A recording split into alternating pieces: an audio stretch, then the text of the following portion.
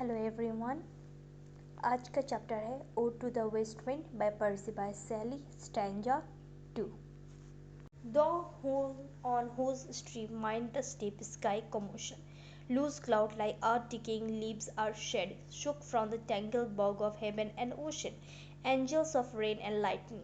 There are shepherds on the blue surface of thin, airy cirque, like the bright air uplifted from the head of some fiery manet, even from the dim verge of the horizon to the zenith height. तो अगर हम लोग first three line को देखते हैं तो thou on whose stream mind the steep sky commotion loose cloud like earth decaying leaves and shed. यहाँ पर अब हम लोग फर्स्ट पैरा में हम लोगों ने विंड को कंपेयर किया वाइल्ड विंड के साथ। विंड जो है वाइल्ड है, ब्रीथ करती है, घोस्ट अपीयरेंस देती है, एक सुपर नेचुरल कैरेक्टर की तरह उसको प्रेजेंट किया गया। ठीक है, उसके बाद उसे प्रिजर्वर और डिस्ट्रॉयर भी कहा गया, उसके बाद उसे शेफर्ड भी कहा गया। ठीक है, तो विंड को अभी तक हम लोग ये तीन नाम से जानते हैं। ठीक है, एक सुपर नेचुरल भी, दूसरा शेफर्ड और तीसरा डिस्ट्रॉयर एंड प्रिजर्वर। ठीक है, दो तरह का विंड फर्स्ट पैरा में आया। एक था आपका जो वेस्ट विंड, दूसरा था उसी का Azure sister, AZUR Azure sister east wind. ठीक है, एक डिस्ट्रॉयर बन के आया वेस्ट विंड और एक प्रिजर्वर बन के आया east wind.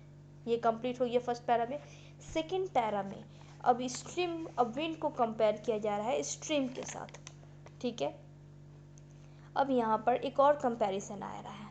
The waste wind is compare to a stream, जहाँ पर क्लाउड्स बनते हैं। ठीक है, क्लाउड्स जिस तरह से विंड कैरी करता है, जिस तरह से विंड कैरी कर रहा था लीव्स को, शेड्स को और इधर से उधर स्कैटर्ड कर रहा था, उसी तरह से जो स्ट्रीम होता है वो क्लाउड्स कैरी करते हैं। जहाँ पर वो हेवी लगेगा वहाँ पर बारिश हो जाएगा। तो इसी तरह से स्ट्रीम जो है वो क्लाउड्स को भी इधर से उधर स्कैटर्ड करके कैरी कर रहे हैं। ठीक है, उसके बाद है shook from the tangled bog of heaven and ocean. ठीक है, shook from the tangled bog of heaven and ocean, angels of rain and lightning. यहाँ पर क्या बोल रहा है कि जो ट्री के लीव्स की तरह जो होते हैं इधर से उधर टैंगल, अगर आप खड़े होकर अगर एक ट्री को देखोगे और उसके ऊपर वाला हेड को देखोगे तो ऐसा लगेगा कि टैंगल्ड है, एक दूसरे से मिक्स्ड है। ठीक है, उसी तरह से क्लाउड का शेप भी अगर आप देखोगे, स्पेशली निम्बस क्लाउड। ठीक है, निम्बस क्लाउड, क्योंकि वही एक क्लाउड है जिससे बारिश, थंडर, लाइटनिंग होता है। उस क्लाउड को देखो तो वो भी बिल्कुल उसी तरीके से दिखेगा, बिल्कुल टैंगल्ड, एक दूसरे से पूरा इधर से उधर मिला हुआ। तो ऐसा लगेगा जैसे कि अगर आप छोड़ दो नीचे में एक खाली वो ट्री का ब्रांच कर दो तो बस वो लगेगा कि एक ट्री है। ठीक है, तो वहाँ पर ये बोल रहा है कि उसको देख के ऐसा लग रहा है जैसे कि वो ज़मीन और आसमान को एक कर रहा हो। ठीक है, अगर हम लोग क्लाउड को देखेंगे तो इतना क्लियर हो जाता है कि ये क्लाउड है, इसके ऊपर में भी आसमान है। ठीक है, तो यहाँ पर जब ओशन के सामने में ये जब बनता है तो ऐसा लगता है कि ओशन और आसमान को बिल्कुल, स्काई को बिल्कुल एक कर दे रहा है। ठीक है, ओशन और स्काई को बिल्कुल एक कर दे रहा है। On the blue surface of the thinny air is cirque, on the blue surface of the thinny air cirque like the bright hair uplifted from the head.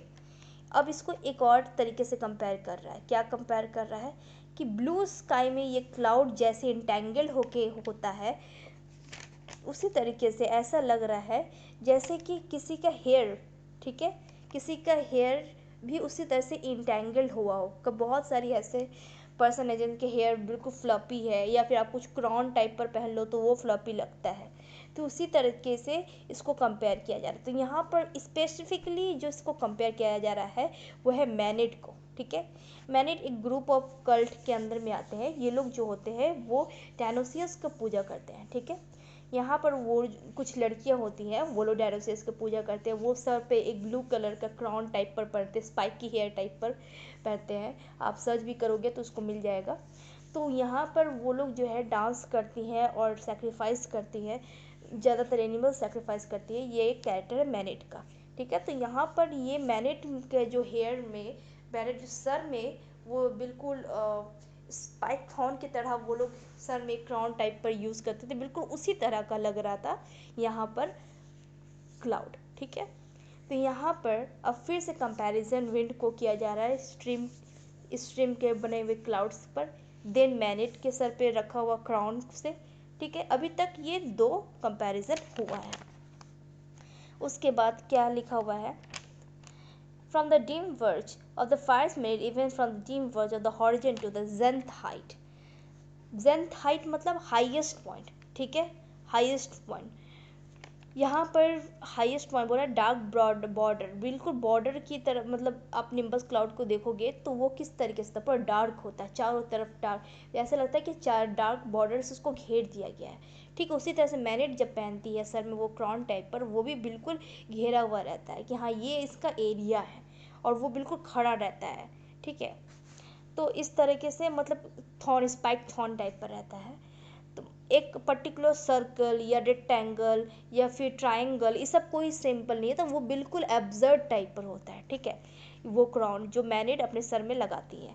तो क्लाउड भी कुछ इसी तरह का होता है। क्लाउड आपको ऐसे नहीं लगेगा हाँ ये तो बिल्कुल सर्कल है, नहीं, वो बिल्कुल इंटेंगल होता है, थोड़ा इधर गोल तो फिर उधर से चौड़ा हो जाता है, उसका कोई पर्टिकुलर शेप नहीं होता है। The loss of approaching through the, उसके बाद अगर हम लोग कहें of the horizon of the zenith height, जैसे मैंने कहा कि हाईएस्ट, ठीक है, highest point of the sky. तो यहाँ पर अगर हम खड़ा होकर देखें तो ऐसा लगेगा कि हाईएस्ट पॉइंट ऑफ स्काई और ज़मीन का ओशन को बीच में जो है वो क्लाउड बिल्कुल घेर के रखा है। ठीक है, तो एक तरह से लगता है कि अगर हम लोग क्लाउड छू लिए तो अब थोड़ा सा और आगे स्काई आ जाएगा, तो ये स्काई और ओशन को जोड़ रहा है। ठीक है, या धरती ज़मीन को जोड़ रहा है। अगर आप दूर तक देखोगे कि हाँ एकदम क्लियर रास्ता है, बिल्कुल खाली है ज़मीन, कोई दूर तक आपको गाछ वगैरह नहीं मिल रहा, घर नहीं मिल रहा, तो आपको लगेगा कि हाँ ज़मीन को वो क्लाउड जोड़ रहा है। ठीक है, इतना वो डार्क होते हैं। The lock of the approaching storm, the dirk of the dying year, to which the closing night will be dome of a vast sepulchre, vaulted with all thy congregated might of vapor, from whose solid atmosphere black rain and fire and hail will burst o'er। So यहाँ पर क्या बोल रहा है कि the loss of the approaching storm, the loss of the approaching storm, यहाँ पर ये जो स्टॉर्म है उसको अब लॉक से कंपेयर किया जा रहा है।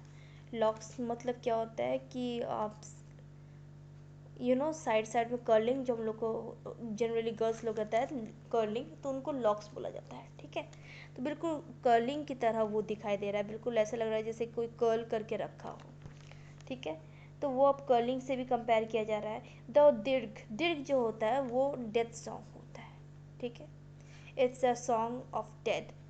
तो ये जो है डेथ सॉन्ग, ये डेथ सॉन्ग किसको बोला जा रहा है, जब अचानक से आंधी तूफान उठ रहा है, तो जनरली कहीं ना कहीं हम लोग जानते हैं पेड़ गिरता है, कहीं कुछ ना कुछ कोई ना कोई प्रॉब्लम होता है, ट्रांसफार्मर उड़ना हो, तो ये एक डेथ को मतलब डेथ को पॉइंट आउट कर रहा है। ठीक है, so here we can say that it's the beginning of the death. ठीक है, यहाँ पर अब शुरू हो रहा है कि डिस्ट्रॉयर शुरू हो रहा है। तो ये जो आवाज़ होता है ना, जो हम लोग फर्स्ट लाइन में कहते हैं ब्रेथ, सांस दे रहा है, वो उसको अब दीर्घ से कंपेयर किया जा रहा है। मतलब कि इससे कंपेयर हो रहा है कि ये सॉन्ग जो है ये डेथ सॉन्ग है of the dying year, to which the closing night will be the doom of the vast sepulchre। यहाँ पर जो बोला जा रहा है कि it's just the starting of the death night, ये जस्ट स्टार्टिंग हो रहा है। अब इसके बाद पूरा रात ये इसी तरह से अपना डेथ का खेल खेलना शुरू करेगा। It will just continue. तो ये जो ईयर है, ऑटम का जो ईयर है, ये बिगिन हो रहा है किससे, डेथ से। तो ऑटम पहले शुरू हो रहा है, तो ये डेथ से शुरू हो रहा है। और जो है विंड के साथ साथ अब क्लाउड भी है, जो बारिश, थंडर, लाइटनिंग ला रहा है।